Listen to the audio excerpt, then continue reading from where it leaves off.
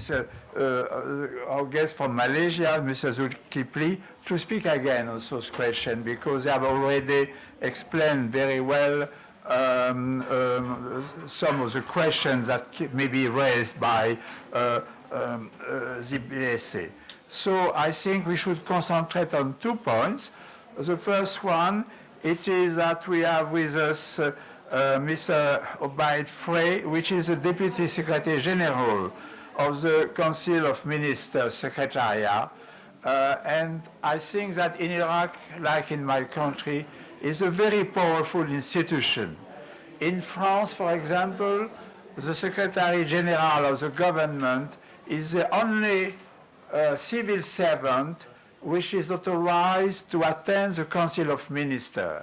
He has a very powerful role in the governance organization. And I think it is something similar in Iraq. And I am extremely happy that during this workshop, which is concentrated on SAI, we should have the experience of the Secretary General of the Council of Ministers concerning the expectations of the government of Iraq concerning the BSA.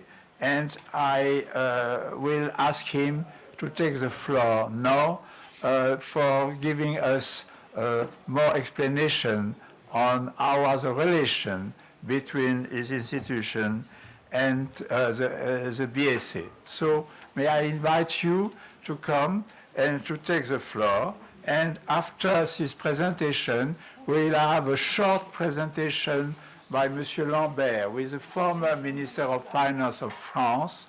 Unfortunately, he cannot even be there by video, and we have a video from him, which will be translated into Arabic, and you will find, for the non-Arabic speakers, we'll find a rapid translation done by myself this morning, because we only received this presentation yesterday.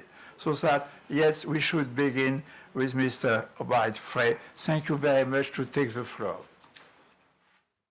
This presentation, he told me it was very difficult for him to come to Beirut and even to be connected this morning because he was extremely busy. So he prepared a video that unfortunately you could not listen to. He is a much better orator than I am, and even in French, it could have been more interesting for you to listen to him. But let me give you the main features of his presentation. He is recalling first what is the past and briefly, the Cour des Comptes has among its missions the task to assist the Parliament in the control of the execution of the budget law, what we call a loi de finances. And we had a great change with a new organic law, and also the task of the Cour des Comptes to assist the Parliament is now inscribed in the Constitution. We have a peculiar system in France on that because the Cour des Comptes is both independent from Parliament and from government. It is not exactly according to the mantra of the international institution, which says that the Cour des Comptes, the SAI, should depend only from the Parliament. We consider in our system that this independence from both parts of the government. In the presentation by Mr. Lambert, but I think is important. When this new law was voted by the Parliament decided to control the program of work of the audit court. And then the Constitutional Court in France deleted this paragraph from the law, considering it was against the independence of the SAI to have the program of the SAI dictated by the Parliament. And I think is it an indication that the Cour des Comptes is really independent from both the Parliament and the government. So to give a brief historic presentation, we had a so-called organic ordinance in 1959. It was at the time an ordinance issued by the government according to the Parliament and promulgated as the organic law. And this organic ordinance gave a specific role, but limited to the Cour des Comptes, which was to present a report accompanying the loi de règlement. The loi de règlement was a law on the execution of the budget. But in fact, it was really a rather formal law.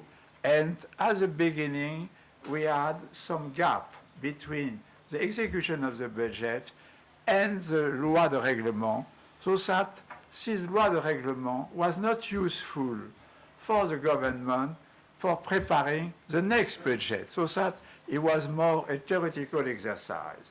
And then, but at the same time, the Parliament asks the Cour des Comptes to give it some advice with some specific reports. But it was not so much developed.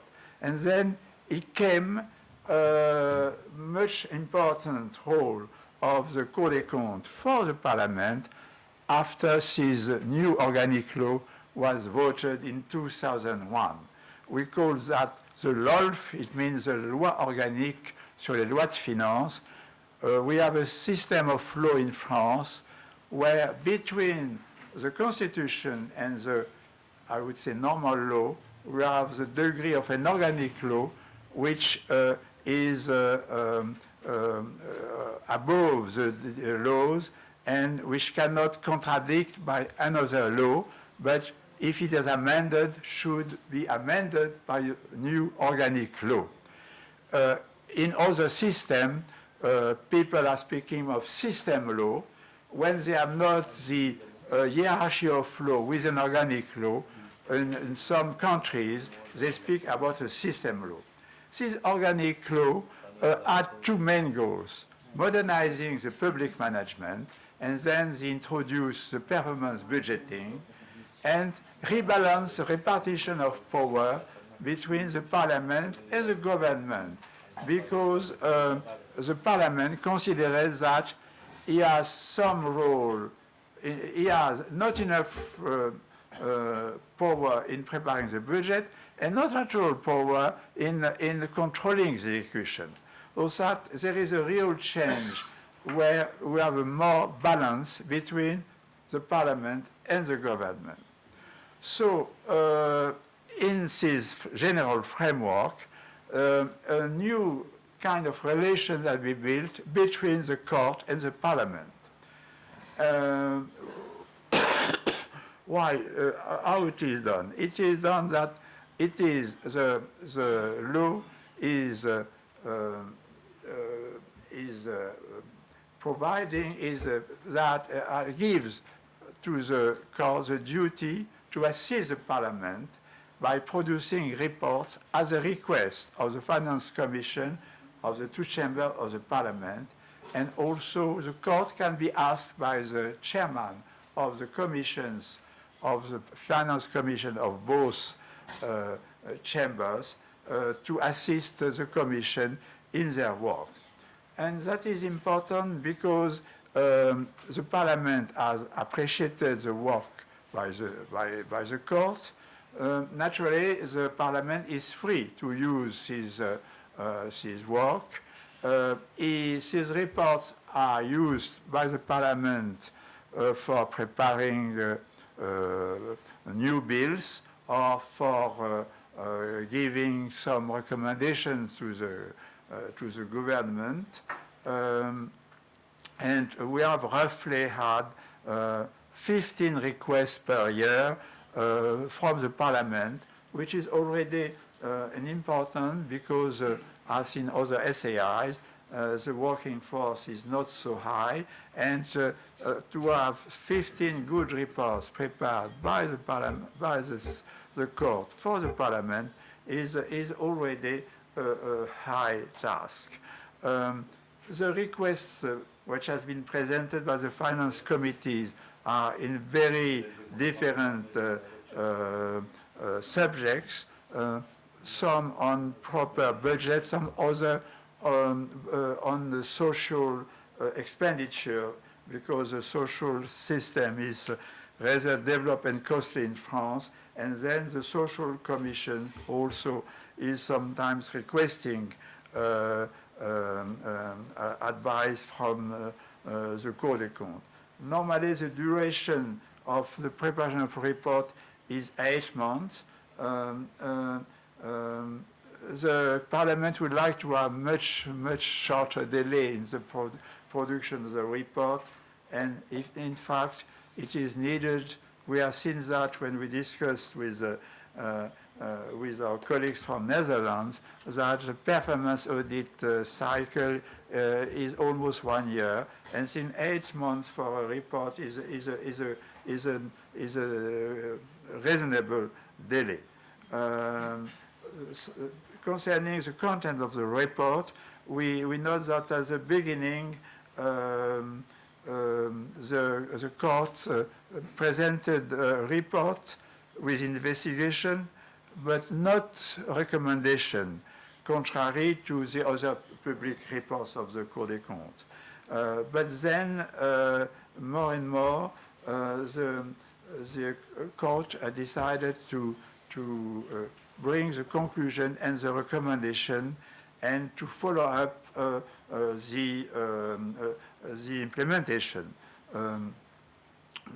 Just mention that the practice in France for the report of the Cour des Comptes is that the government answers to the Cour des Comptes, and the year after, the Cour des Comptes produce a new report with a specific report on how the government has fulfilled, applies the recommendation by the Cour des Comptes from the next year. And that is a new and important feature, which also will be used for the report produced by the Cour des Comptes for the Parliament.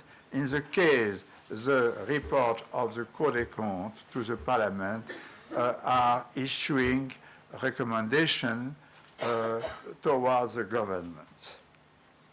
In fact, the cooperation between Parliament and the Court has been developed, but as Monsieur Lambert said, there are some problems we are persisting. First is the Court was sometimes deceived because the Parliament decided to ask for a report and made a limited use of the reports. Because also the fact is that when the report is issued by the Cour des Comptes, the Court has no power on the use, on whether the report is circulated, is disseminated to the public. It is a report becomes the ownership of the Parliament, and so the Court has not the freedom it has for his own report, where, for example, for his own report, the President of the Cour des Comptes has always a press conference with a journalist, even if there is not so powerful, like our colleague explained yesterday. There is a summary which is given to the newspaper, to the websites, and then there is more initiative from the Cour des Comptes on his traditional report. On the report given to the Parliament, he has less leeway, I would say, less initiative. The other risk is that there is a manipulation of the oh yes, no, at least you see him.